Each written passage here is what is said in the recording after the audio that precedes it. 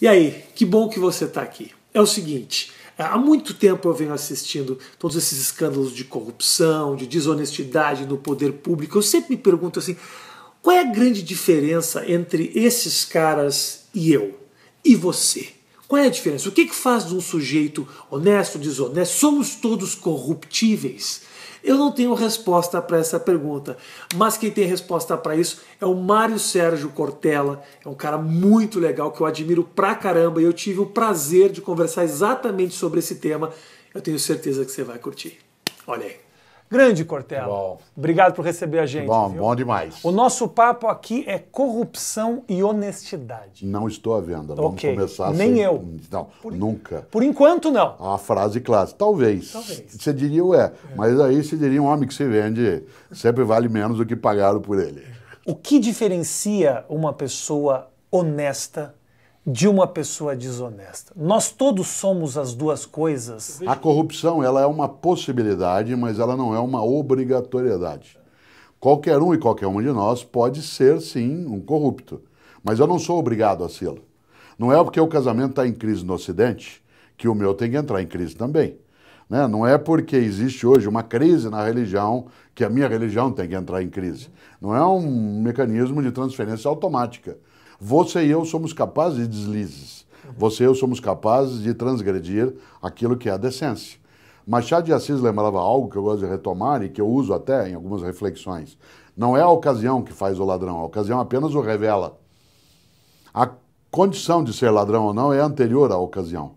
Milhares e milhares de pessoas nesse país todos os dias encontram a ocasião da patifaria e não o são.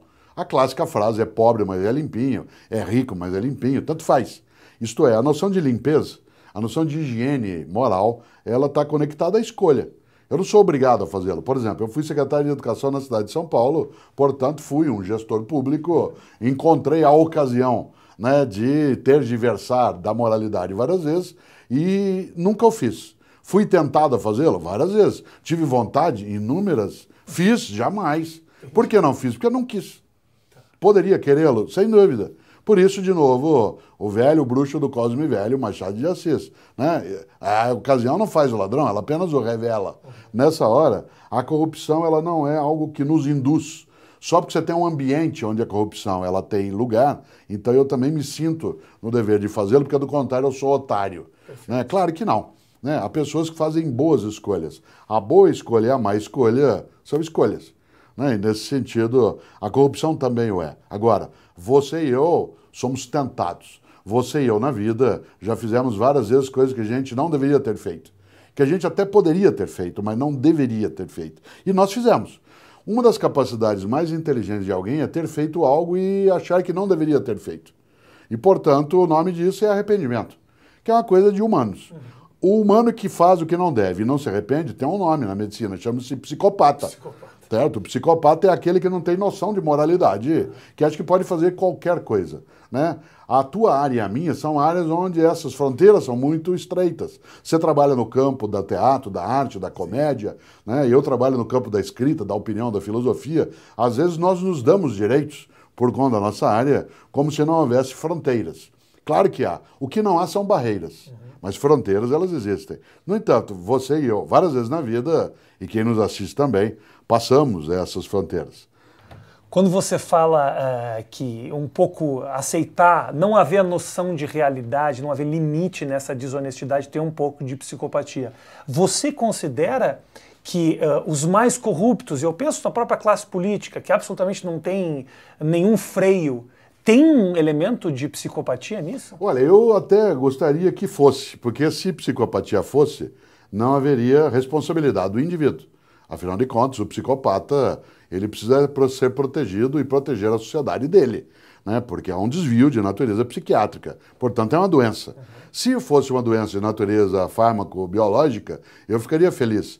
Mas para alguns é mau caráter mesmo. É, safadeza. Né? Isso, é safadeza. É ser um pulha, para usar um termo do século XIX. Né? Um pilantra é a pessoa que decide fazer o que não deve.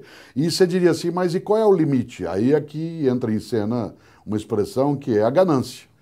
É aquele que age na suposição de que é inalcançável e, segundo, de que ele tem o direito de fazê-lo porque ele é alguém que está acima dos outros. Então, de um lado, é orgulho tolo, e por outro lado, é uma certeza da impunidade que vem sendo rompida pouco a pouco, né, no nosso cotidiano. Agora, minha pergunta sempre foi, em relação a alguns desses e dessas no nosso dia a dia, na área pública e privada, até onde eles iam? Qual seria o limite? 100 milhões, 150, 200? Ele come mais do que ele conseguiria? Ele ia sentar em outros vasos sanitários que não fosse já de ouro, né? Ele ia conseguir dormir mais do que o necessário? Ia viajar mais do que o tempo de vida que tem? O que ele faria com isso? Isso significa que se não há um limite, isto é, um terreno em que a gente diz basta, se fosse psicopatia, no sentido claro da psiquiatria, ótimo, o indivíduo tem que ser tratado ou recluso. Nesse caso, é mera patifaria, né? Isso significa que são pessoas que tinham clareza, a tal ponto que quando eles fazem acordos, o acordo não é assim, me arrependo e devolvo tudo que pilhei. Não, ele é um pirata consciente. Ele diz, eu faço um acordo e devolvo o que eu pilhei até esse limite, de maneira que a minha família, um pouco aquilo que Pablo Escobar, né, fazia, mas de um outro modo, tentando garantir o núcleo familiar do afeto, da partilha, da amorosidade com os filhos, a possibilidade de nos dar um certo ar de humanidade. Mas para usar aquilo que o Tião Macalé dizia no passado, é nojento, né? E se é nojento, então continua nojento. Colocar no rol das doenças psiquiátricas é inocentar uma corja que a gente não deve. O que leva uma pessoa que a princípio não é desonesta ou não é mentirosa a entrar nesse sistema? E eu digo assim, tanto no sistema da mentira como lutar contra esse sistema viciado.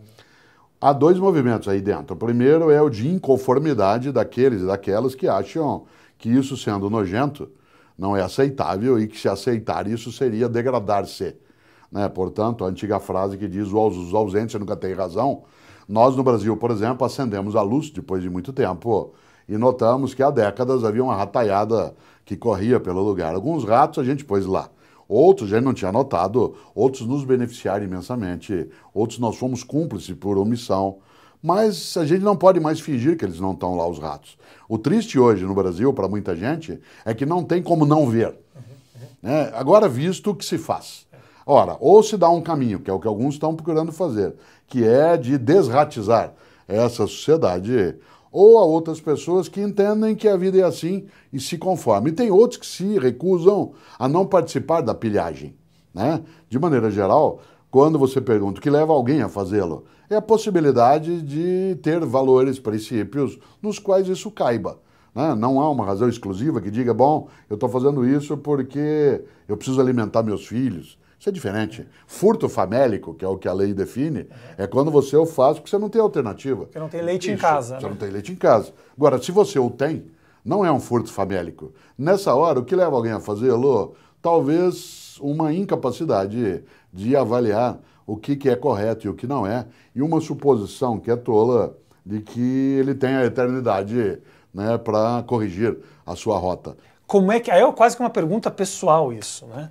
Como é que a gente, como é que eu, que estou fora do sistema, e como é que o público, que a princípio vê isso o tempo inteiro acontecendo, vive tranquilo? Existe uma frase chamada ignorância é uma dádiva. E quando eu não sabia, ou quando eu passo uma semana sem me informar, eu fico tranquilo, eu durmo bem, e essas coisas realmente me chateiam e me trazem um ranço, assim, que eu acho que não é só em mim, é no país inteiro. Como a gente faz para conviver com essas notícias que nos abalam diariamente? É que a gente não tem só essas notícias são algumas delas. Uma pessoa que for, por exemplo, continuamente feliz, ela é tonta, ela não é feliz. A felicidade no estado permanente, ou ele está drogado, né, ou está ébrio, ou está iludido. Né? A felicidade ela é uma ocorrência eventual. Por isso eu não posso ser sempre feliz e nem sempre infeliz. Há momentos que, como você e eu, quero me desconectar. Eu não quero ver naqueles dias, mas eu também não posso não ver. Eu não posso fingir que a realidade que está à minha volta não está conectada a mim. Nesta hora, é necessário lembrar alguma coisa que alguns dizem, né? Há pessoas, por exemplo, que nunca vão a uma reunião de condomínio num prédio. Dizem, eu não vou lá, sabe por quê? É só uma discussão, uma brigaiada, então eu não quero participar. Já participou. Porque a ausência, ela é o reforço daquele que vai ser vitorioso. Ela é o voto branco, tem um significado por trás. Aquele que escolhe neutralidade já decidiu estar ao lado de quem vai vencer. Aliás, sem que ele participe da vitória ou da derrota.